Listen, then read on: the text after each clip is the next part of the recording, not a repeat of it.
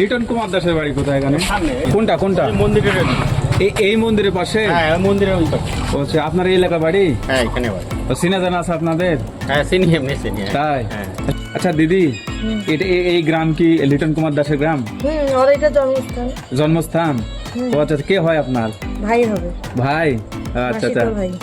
মাসে তো ভাই। তো এই মাসিতো ভাই যখন আসে তখন আপনার ছেলে মিশে কথাবার্তা বলে? কথা বলে। সে তো ক্রিকেটার হিসেবে 1 নম্বর ব্যাটসম্যান, মানে প্রথমেই নামে ওপেনিং ব্যাটসম্যান। Opening batsman. কথা বলে।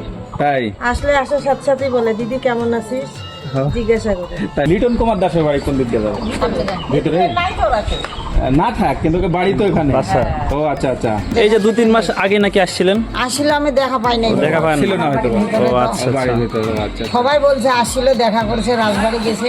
ও, তুমি তাহলে যে এত বড় একজন খেলোয়াড় তবুও তারকে দেখলে বুঝবেনই না যে তুমি সাধারণ। দেখলি তো সবার সাথে আমি মিশে। মাঠে দেখেছি, তার ভঙ্গি দেখেছি, মানে অন্যান্য যে একটা ভাব নেই, জি স্যার। ওর ভিতর কোনো ভাব কিন্তু আমরা দেখিনি কখনো। এই সাধারণ লিটন মানুষ, কুমার, মাটির একদম মানুষ। একদম একদম। সবার সাথেই মিশুক। আর সেটা কে হচ্ছেন লিটন কুমার দাসের? এই ভাসতে হবে ভাসতে হবে? ও আচ্ছা আচ্ছা। সে যখন এখানে আসে কেমন লাগে আপনাদের? ভালো লাগে। ভালো লাগে। আর বিশেষ করে পাড়ার ছেলে না, হ্যাঁ, ভালো লাগবে না? ভালো তো লাগারই কথা। আর কি খেলাধুলা দেখেন আপনারা? হ্যাঁ দেখি। আমরা তো দূরের মানুষ দেখি, আপনার কাছের মানুষ দেখেন কিনা? দেখি কেন দেখবো না।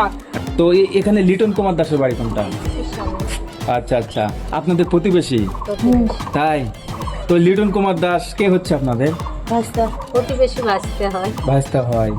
আসলে এখানে আসে পূজা বা অনুষ্ঠানে হ্যাঁ সব কিছুতে আসে কি মেশে? মিশে সবার সাথে